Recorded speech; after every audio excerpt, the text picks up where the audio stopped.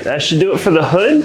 I'll probably go ahead and give you a little outlook of around the bottom end of it all. But next step is I want to take off the front bumper. I've always liked doing these better off the car than on, but we'll see how that goes. I just figure it'll be easier to wrap the fenders with the bumper off. I can better tuck the vinyl around there, and yeah.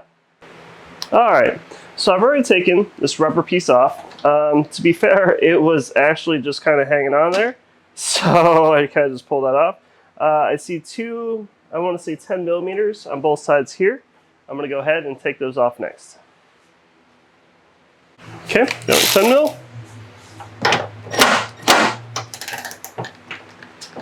That is on there.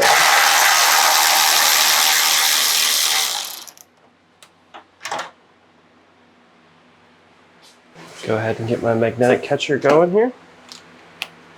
Get the other side.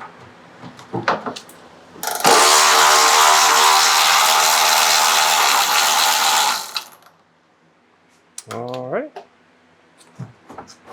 It's getting there. Let me check the sides out. All right, next up, looks like we have two fairly easy to get to 10 mils inside the fenders here. Should be able to simply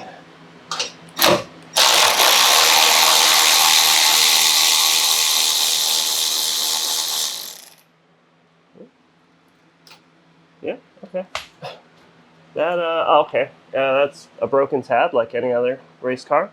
I see a ton of zip ties.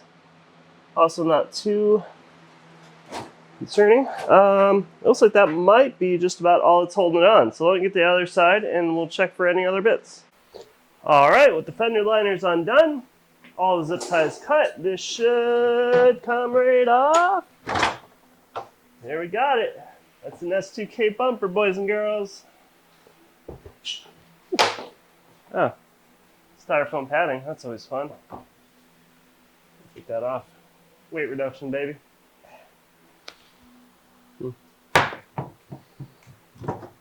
Alright.